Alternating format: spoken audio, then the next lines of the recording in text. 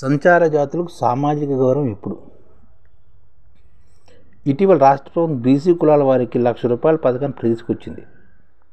ఈ పథకంలో భాగంగా చాలా కులాల వారు అప్లై చేసుకునేప్పుడు సంచార జాతులు 20కి పైగా కులాలు ఈ పథకానికి అప్లై చేసుకోలేదు. దీన్ని బట్టి చూస్తే వీరంతా ఇంకా నోటిఫై చేయబడకుండా సంచరిస్తున్నారని, రాష్ట్ర ప్రభుత్వం వీటిని గుర్తించడానికి ఎలాంటి ప్రయత్నాలు చేయటం లేదని స్పష్టమవుతుందన్నమాట. బ్రిటిష్ ప్రభుత్వం 1877 సంవత్సరంలో దేశంలో కొన్ని కులాలను క్రిమినల్ ట్రైబ్స్గా వర్గీకరిస్తూ చట్టం చేసింది. బ్రిటిష్ ప్రభుత్వం 1877 సంవత్సరంలో దేశంలో కొన్ని కులాలను క్రిమినల్ ట్రైబ్స్గా వర్గీకరిస్తూ చట్టం చేసిందన్నమాట. ఈ చట్టం సంచార జాతి కులాల వారిని నేరస్తులుగా గుర్తించి వారి కదలిపై నిఘా ఉంచేదన్నమాట. వారి జీవనోపాధిపై నియంత్రణ విధించి కఠినంగా శిక్షించేది. 1952లో ఈ చట్టము రద్దయ్యి ఆ జాతులు విముక్తి జాతులుగా ప్రకటించబడినప్పటికీ దాని వారసత్వం సంచార జాతుల సామాజిక, ఆర్థిక, రాజకీయ జీవితంపై ప్రభావం చూపుతూనే ఉన్నది. రాజ్యాంగం దళితులు, ఆదివాసులు, మహిళల హక్కుల గురించి మాట్లాడిన రాజ్యాంగ నిర్మాతలు సంచార జాతుల గురించి ప్రస్తావించలేదు. కానీ నిజానికి ఆయా వర్గాల వారి కంటే కూడా దుర్భరమైన జీవితాలను సంచార జాతుల వారు నేటికి గడుపుతున్నారు. 1952లో సంచార జాతులు విముక్తి జాతులుగా ప్రకటించిన తర్వాత వీరిని ఎస్టీలుగా గుర్తిస్తూ కుల సర్టిఫికేట్ ఇచ్చి ప్రత్యేకమైన హాస్టళ్లను, స్కాలర్షిప్ను ఏర్పాటు చేసి విద్యా, ఉపాధి రంగాల్లో ప్రోత్సహించారు. అయితే తమ బడ్జెట్ను సంచార జాతులకు కేటాయిస్తున్నారని ఎస్టీలు వ్యతిరేకించడంతో దీన్ని ఆపేశారు. 1965లో ఎస్సీ, ఎస్టీ, బీసీ కులాల పరిరక్షణ కోసం బిఎన్ లోహియా కమిటీ వేశారు. ఆయన సంచార లోతుల గురించి చాలా వరకు పట్టించుకోలేదు ప్రభుత్వం. రాజ్యాంగ నిర్మాత అంబేద్కర్ కూడా కొంతవరకు పట్టించుకోలేదని చెప్తున్నారు. 1900లో కమిటీ వేశారన్నమాట. దేశంలో అన్ని రాష్ట్రాల్లో ఉన్న సంచార జాతులను ఎస్సీ, ఎస్టీ, బీసీల్లో కలపడం వల్ల వారికి తగిన స్థాయిలో సంక్షేమ పథకాలు అందడం లేదని కమిటీ భావించిందన్నమాట. వీరికి ప్రత్యేక తరగతిగా పరిగణించి రిజర్వేషన్ కల్పించాలని సూచించేసింది. అప్పుడు కేంద్ర ప్రభుత్వం అన్ని రాష్ట్రాల ప్రత్యేక కమిషన్ వేసుకుని సమస్యను పరిశీలించుకోవాలని సలహా కూడా ఇచ్చింది.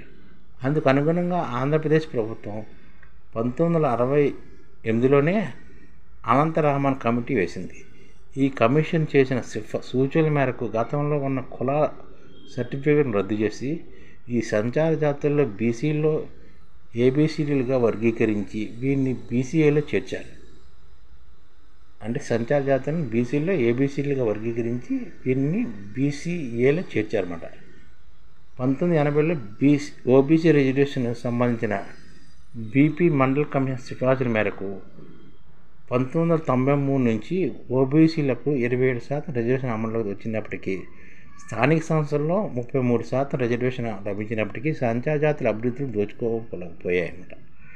క్రిమినల్ ట్రైబ్స్ చట్టం 72 సంవత్సరాల క్రితం రద్దు చేయబడినప్పటికీ వీరు ఇంకా అలవాటు నేరస్తులుగానే పరిగణించబడుతున్నారు. భారత ప్రభుత్వం వీరి స్థితిగతులపై చాలా కమిషన్లు వేసినప్పటికీ ఎలాంటి మార్పు కనిపించట్లేదు. తెలంగాణలో ఉన్న సంచార జాతులు ఎక్కువ బీసీ కులాల వారే. ఎస్సీ, ఎస్టీ కులాల వారు కూడా ఉన్నప్పటికీ తక్కువే. బీసీఏలో ఉన్న 53 కులాలు అన్నీ అర్ధ సంచార జాతులే. వీరికి అందాల్సిన ప్రభుత్వ పథకాలు కూడా అందటం లేదు. వీరంతా ప్రధాన సమాజానికి దూరంగా ఉంటూ జీవితాన్ని కొనసాగిస్తున్నారు.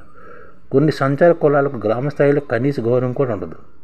వీరు అనినిత్యం పౌర సమాజం చేత, పోలీసుల చేత మానవ హక్కుల ఉల్లంఘనకు, వేధింపులకు గురవుతున్నారు. అంతేకాదు సంచార జాతుల కులాల పేర్లను భూతద్దంతో పిలిచే సంస్కృతి ఇప్పటికీ వారిని వెంటాడుతూనే ఉంది. తెలంగాణ రాష్ట్ర ఆవిర్భావం తర్వాత సుపరిపాలన పేరుతో రాష్ట్ర ప్రభుత్వం 2019 సమగ్ర కుటుంబ సర్వే చేసింది.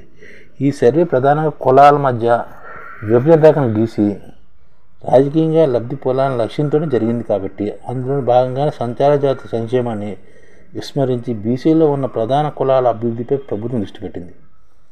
ఎంబీసీ సంచార జాతుల అభివృద్ధికి ఇది ఎంతమాత్రం దోహదపడలేదు. ఇటీవల రాష్ట్ర ప్రభుత్వం బీసీ కులాలు వారికి ₹1,00,000 అధిక పథకాన్ని తీసుకొచ్చింది. దానికి చాలా కులాల వారు అప్లై చేసుకున్నప్పుడు సంచార జాతుల్లో 20కి పైగా కులాల వారు ఈ పథకంపై అప్లై చేసుకోలేదు. దీన్ని బట్టి చూస్తే వీరంతా ఇంకా నోటిఫై చేయకపోవడంతో సంచరిస్తున్నారని, రాష్ట్ర ప్రభుత్వం వీరిని గుర్తించడానికి ఎలాంటి ప్రయత్నం చేయటం లేదని స్పష్టమవుతుంది. ముఖ్యమంత్రి కేసీఆర్ మొన్న ప్రకటించిన ఎమ్మెల్యే అభ్యర్థుల జాబితాలో సంచార జాతుల వారికి ఒక్క సీటు కూడా కేటాయించలేదన్నమాట.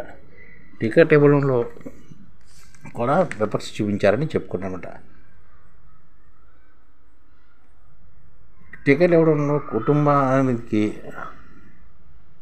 అగ్రకులాలకు కేసీఆర్ ప్రార్థించి వస్తే రాష్ట్రంలో ఎలాంటి ఆధిపక్ష పాలన కొనసాగుతుందో అర్థమవుతుంది. తెలంగాణలో కొన్ని ప్రజాస్వామిక విలువలతో నడపాలనుకున్న మేధావులు ప్రజల కోరికలు ఆయన తొంగలో తొక్కారని చాలామంది అంటున్నారు. సంచార జాతులు చాలా సున్నితమైన సమస్య. వీళ్ళని రాజ్యాంగబద్ధంగా ప్రత్యేకంగా గ్రూప్గా ప్రకటించాలి. 19% ఉన్న జనాభాకి విద్యా ఉద్యోగాల హక్కులను కేటాయించాలన్నమాట. వీళ్ళు సంచార జాతులు 10% ఉన్న జనాభా విద్యా ఉద్యోగం పంచాయతీ వ్యవస్థలో బీసీలకు ఎస్సీలకు ఉన్నట్టుగానే వీరికి ప్రాధాన్యం కల్పించాలి. ఎస్టీ తరహాలో అట్రాసిటీ యాక్ట్ వంటివి అమలు చేయాలి. ఇలాంటి ఎన్నో డిమాండ్లతో సంచార జాతులు సంఘాలుగా ఏర్పడి దశాబ్దాలుగా ఉద్యమిస్తున్న ఫలితం లేకపోతుంది. వీరి ఉద్యమం ప్రజాతంత్రవాదులు చేరి సంచార జాతులను ఆధునిక వ్యవస్థలో భాగస్వామ్యం చేసే దిశగా ప్రయత్నం నడపాలని మన సంచార జాతులకి లేదనమాట. సంచార జాతులు అంటే వీళ్ళు ఒకప్పుడు బ్రిటిష్ వాళ్ళు ట్రైబ్స్ కింద గుర్తించారు.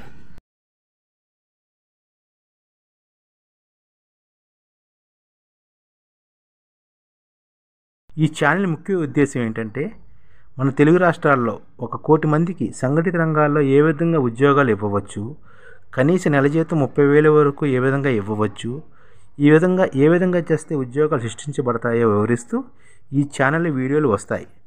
అలాంటి వీడియోలు మీకు కావాలంటే మన ఐడిఎఫ్ భాస్కర్ ఛానల్ని సబ్స్క్రైబ్ చేసుకోండి. ఐడిఎఫ్ అంటే ఇండియన్ డెవలప్మెంట్ ఫోర్స్.